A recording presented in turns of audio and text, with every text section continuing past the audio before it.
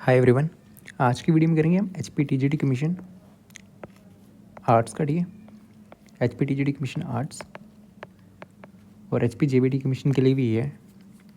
ठीक है, इकोनॉमिक्स का मॉक टेस्ट नंबर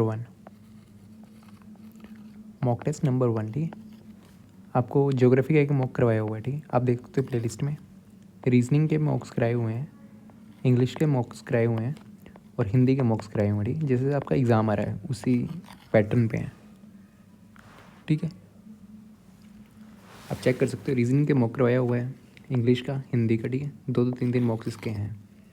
ज्योग्राफी का एक मॉक हुआ है अभी। ओके, तो ये मॉक नंबर 1 है जो आपका CBT एग्ज़ाम होगा, HPRC ले रहा है। ठीक है, इकोनॉमिक्स मॉक टेस्ट नंबर 1 है, TGT कमीशन आर्ट्स। इसका PDF आपको टेलीग्राम पे मिल जाएगा। टेलीग्राम का लिंक नीचे डिस्क्रिप्शन में है। ठीक है, वहाँ से आप डाउनलोड कर सकते हो, खुद भी सॉल्व कर सकते हो उसको। ठीक है, तो फर्स्ट क्वेश्चन है, ठीक है, which of the following countries is not the member of the Shanghai cooperation organisation, SCO का।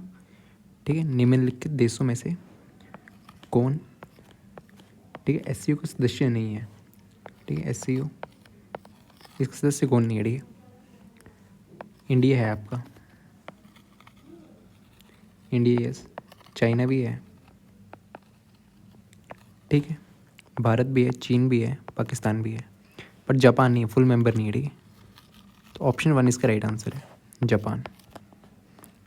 भारत है, चीन है, पाकिस्तान है। ठीक है, SCO के मेंबर्स हैं ये, भारत, चीन, Pakistan. Okay, the next question, ये इंग्लिश में और एक हिंदी में। ठीक है, which of the flowing commodities is kept outside the preview of GST। ठीक है, कौन सी कमोडिटीज़ हैं जो GST के प्रीव्यू से बाहर रखी गई हैं। निम्नलिखित में से कौन सी वस्तु को के दायरे से बाहर रखा गया। ठीक है, वस्तु एवं सेवा कर के दायरे से बाहर रखा गया है। 3 ऑप्शन दिए हुए हैं। ठीक है, हिंदी में देखना, हिंदी में सही है। द थर्ड ऑप्शन है ओनली C, फोर्थ है ऑल ऑफ द अबव। ठीक है, 3 दिए हुए हैं, बताना है कि कौन सा आउटसाइड है। ठीक है, तो इंश्योरेंस प्रोडक्ट जो आपके बीमा उत्पाद ये तो होते हैं। ठीक है, पेट्रोलियम उत्पाद, एडिबल ऑयल्स ये नहीं होते। ठीक है, पेट्रोलियम प्रोडक्ट्स आपके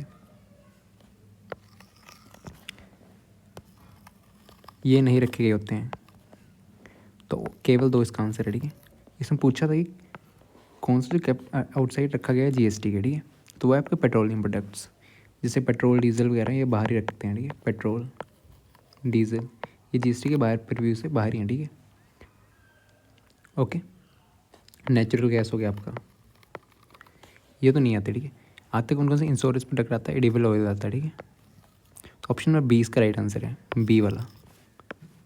ओके, B जो नहीं आता है तो ओनली B सेकंड। ठीक, नेक्स्ट क्वेश्चन आपका, which according to mercantilist view trade is a. ठीक है, ट्रेड क्या है, व्यापार का है, क्या है। ओके,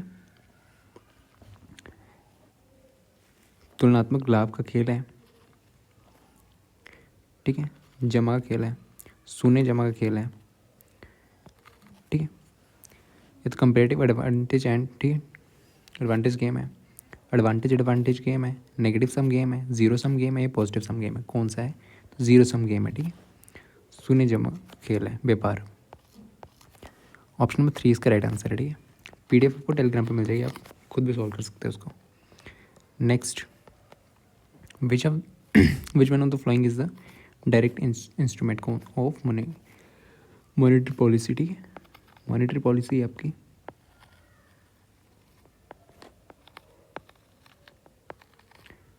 ठीक है, इसका डायरेक्ट इंस्ट्रूमेंट कौन सा है, इंस्ट्रूमेंट्स होते हैं इसके, तो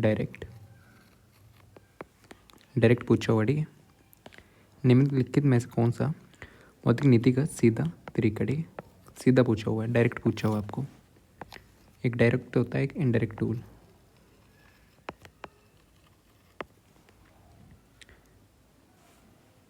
ठीक है। तो डायरेक्ट आपका CRR है, कैश रिजर्व रेशो, ठीक है। बाकी इनडायरेक्ट कौन कौन से आपके, ओपन मार्केट ऑपरेशन,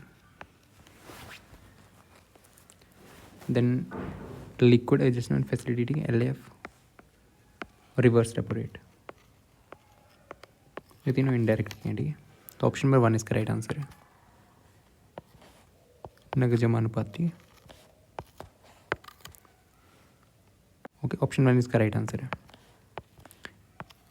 ये तीनों जो है इनडायरेक्ट के हैं, open market operation, liquidity adjustment facility और रिवर्स रेपो रेट, ये तीनों इनडायरेक्ट के एग्जाम्पल है, ठीक है, इनडायरेक्ट इंस्ट्रूमेंट्स हैं। ओके,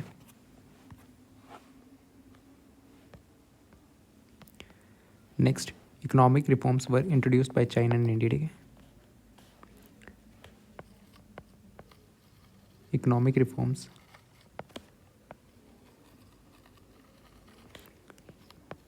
चाइना और इंडिया में कब हुए थे?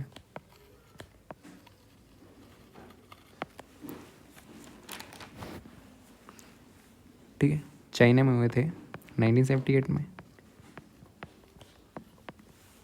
और इंडिया में 1991, ठीक है। तो ऑप्शन क्या है इसका, ये भी नहीं है, ये भी नहीं है, ये भी नहीं है, ऑप्शन 1, ठीक है। चाइना का मालूम होना चाहिए, तो वो था 1978 में आपको, ठीक है।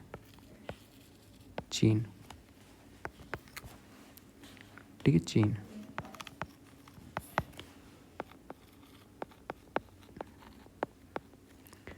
नेक्स्ट क्वेश्चन है, for most of its policy decision, ठीक है, पॉलिसी डिसीजन के लिए RBI uses inflation indices after अप्रैल 2014 के बाद, ठीक है, यूजेस इन्फ्लेशन इंडाइसिस कौन सा यूज़ करा हुआ, ठीक है, के बाद RBI ने ज़्यादातर किस इंडाइसिस, ठीक है, किस सूचक के प्रयोग कर रही है, CPI, WPI, industrial worker CPI, agriculture worker CPI, तो कौन सा है, CPI, ठीक है।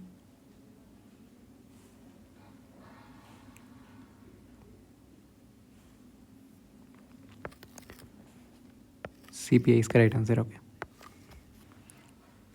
कंज्यूमर प्राइस इंडेक्स, कंज्यूमर इसका यूज़ कर रही है। Okay, the next, which is the following is not among the silent feature of Indian economy at the time of independence, ठीक है, ठीक है, स्वतंत्रता किसमें, ठीक है, अर्थव्यवस्था की प्रमुख विशेषता नहीं है, नहीं पूछा, नोट पूछा हुआ, ठीक है, कौन सी नहीं है, डिस्पैरिटीज इन इनकम डिस्ट्रीब्यूशन, ठीक है, ये तो है, डोमिनेंस इन एग्रीकल्चर, एग्रीकल्चर में डोमिनेंस थी, कृषि में प्रभुत्व, ठीक है, सेल्फ सफिशिएंसी इन फूड ग्रेन्स, तो ऑप्शन 3 नहीं था ये, ठीक, ऑप्शन 3 राइट आंसर है। नेक्स्ट, फंक्शंस RBI की, विच of the following is not a function of RBI, निम्नलिखित में से कौन सा RBI का कार्य नहीं है, RBI के फंक्शंस याद होने चाहिए, ठीक है, तो कौन से नहीं है, इस्टेब्लिश बिजनेस, ठीक है,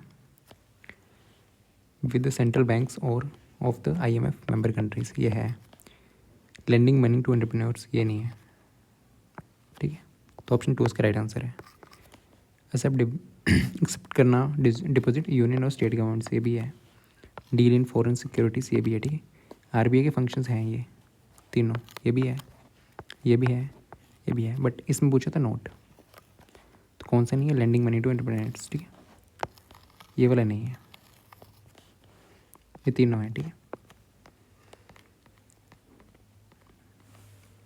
नेक्स्ट आपको क्वेश्चन दिया हुआ है, given the information of economy below this T, multiplier की वैल्यू पूछी हुई है, सी के दिए हुआ आपके पास 50 + 0.8 YD, ओके, तो MPS की वैल्यू क्या है, MPS equal to 1 - 1 MPC, MPC की वैल्यू 0.8 दी हुई है, ठीक है, 1 माइनस 0.8,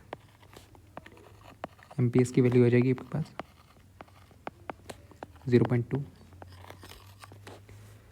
देन K क्या होता है 1/MPS, तो आ जाएगा 5। ठीक है, अगर हम टैक्स रेट पे करें, टैक्स रेट, तो क्या आएगी मल्टीप्लायर की वैल्यू आपकी K is equal to 1/1 MPC की फॉर्म में 1 माइनस टी दियो आपके पास 0.25, MPC 0.8, 1 माइनस टी 0.25।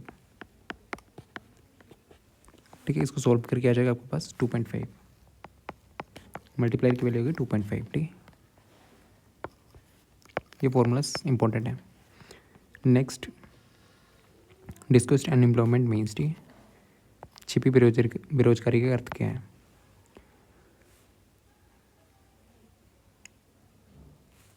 ठीक है, ये नहीं है marginal productivity of labour is 0, marginal productivity. ठीक है, एवरेज प्रोडक्टिविटी नहीं, इसका सेकंड राइट आंसर। ठीक है, सीमांत है। ठीक है, औसत नहीं है। मार्जिनल प्रोडक्टिविटी आपकी क्या होती है ऑफ लेबर की 0 होती है, उसका मतलब है डिस्कस्ड अनएम्प्लॉयमेंट। ठीक है, अनएम्प्लॉयमेंट। ओके, ऑप्शन 2 इसका राइट आंसर है। Next, which of the following statements correct कौन सी हैं। ठीक है, an increase in government expenditures rise GNP। अगर गवर्नमेंट के एक्सपेंडिचर में राइज हुआ तो GNP इंक्रीज होगी। ठीक है, multiply determines the size of this increase. Okay, ये तो सही है। An increase in taxes. ठीक है, टैक्सेस में इंक्रीज होगा तो GNP इंक्रीज होगी, ये गलत है। ठीक है, तो इसमें ऑप्शन ए सही है, तो ओनली है। ठीक है, option number 1। Next question, a situation when a high rate of inflation occurs simultaneously with the high rate of unemployment is known as. ठीक है, कि ऊंची दर एवं बेरोजगारी की आर्थिक दर के साथ, ये हिंदी में लिखा हुआ है। ठीक है, हिंदी में देख सकते हो। ठीक है, एक सिचुएशन दी हुई है जब एक high rate of inflation occurs, ठीक है, साइमल्टेनियसली एक साथ होता है with high rate of unemployment. ठीक है, इन्फ्लेशन आपकी बढ़ेगी। ठीक है, हाई रेट होगा, और हाई रेट किसका होगा अनएम्प्लॉयमेंट का, इसको क्या बोलते हैं स्टैगफ्लेशन। ओके, क्या बोलते हैं इसको स्टैगफ्लेशन। ओके, स्टैगफ्लेशन इसका राइट आंसर है।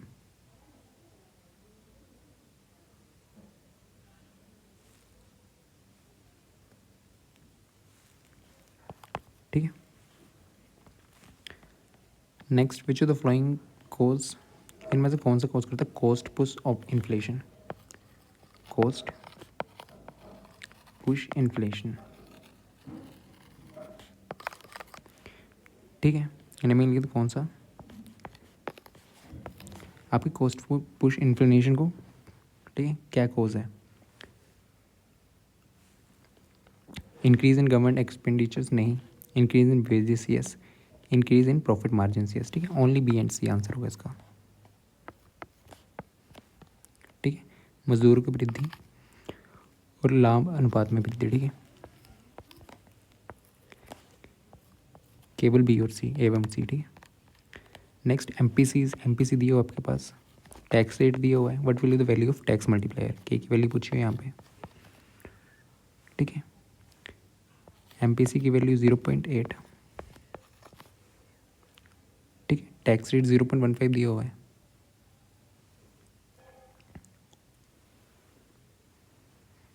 तो के की वैल्यू होगी, ठीक है, minus MPC divide by 1 minus MPC minus 0.8, 1 minus 0.8। ठीक है, ये क्या आ जाएगी आपकी वैल्यू माइनस 0.8, 0.2, 4 माइनस 4। ठीक है, नेक्स्ट रूरल इंफ्रास्ट्रक्चर डेवलपमेंट, ठीक है, फंड वॉज इंस्टीट्यूटेड बाय, वो करा था किसने, आपको पता नहीं किसने करा, ये नाबार्ड ने। रूरल डेवलपमेंट के लिए ये करते हैं, ठीक है। पंजाब विकास फंड की स्थापना की योजना किसने करी थी, नाबार्ड ने करी हुई थी। ओके, ये रूरल के लिए काम करता है नाबार्ड, ठीक है। Then which of the following is not included in revenue receipts of the government of India, आपकी रेवेन्यू रिसिप्ट में कौन सी चीज़ नहीं इंक्लूडेड है, ठीक है। इंटरेस्ट लोन इंक्लूडेड है, ठीक है, ऋण ब्याज यस, प्रॉफिट ऑफ पीएसयू ये भी इंक्लूडेड होता है, पीएसयू से लाभ, फीस फाइन्स एंड पेनल्टीज ये भी इंक्लूडेड होता है, ठीक है। बोरोइंग्स इंक्लूडेड नहीं होती हैं। इसका आंसर है 4, ऑप्शन 4 इसका right answer. Okay, revenue receipt पूछा हुआ इसमें। Next which of the following is not correct, not correct पूछा हुआ इनमें से कौन सा सही नहीं है। तो GDP is equal to GNP minus net factor income, ठीक है, ये वाला सही नहीं है, ये सही है। GNP is equal to NNP plus depreciation, NDP is equal to GNP minus depreciation minus net factor income from about, ये भी सही है। GDP is equal to NNP plus depreciation plus net factor income from abroad, ये भी सही है। Option 1 सही नहीं है, ठीक है, ये वाला इनकरेक्ट है, इसलिए नॉट करेक्ट ही पूछा होता। ऑप्शन 1 इसका राइट आंसर है, ठीक है, ऑप्शन 1। फिर the true expression of the national income, national income का एक्सप्रेशन क्या ट्रू, ठीक है। NNP at market price plus depreciation नहीं, NNP at factor cost, net indirect taxes नहीं, ठीक है। NNP at market price minus net indirect taxes, ठीक है, ये सही है, यहाँ पे माइनस होना था इसलिए गलत हो गया। ऑप्शन 3 सही है, ठीक है। The credit link capital subsidy scheme is related to which sector, ठीक है, स्कीम है एक, ठीक, किससे रिलेटेड है, किस सेक्टर से रिलेटेड है, ठीक है, वो आपका MSME, okay, MSME, industries airport agriculture के रिलेटेड नहीं है ये। देन लास्ट क्वेश्चन आपका, ठीक है, which of the flying is not correct, not correct पूछा हुआ, इनमें से कौन सा सही नहीं है, ये देख लेना पूछा गया है, ठीक है। Bank do not earn any interest on their CRR deposit with RBI, ठीक है, ये सही है। Open market operations on RBI is nothing but cell purchase, ये भी सही है। कमर्शियल बैंक रेगुलेटेड बाय, ठीक है, कमर्शियल बैंक रेगुलेटेड होते हैं आरबीआई से। RBI is nothing to do with foreign exchange, होता है मतलब होता है उनको आरबीआई को फॉरेन एक्सचेंज से, तो ये वाली स्टेटमेंट गलत है, तो ऑप्शन डी इसका राइट आंसर है। कौन सी स्टेटमेंट गलत है, ये वाली स्टेटमेंट गलत है, नॉट करेक्टली पूछा हुआ था, ठीक है। Thank you.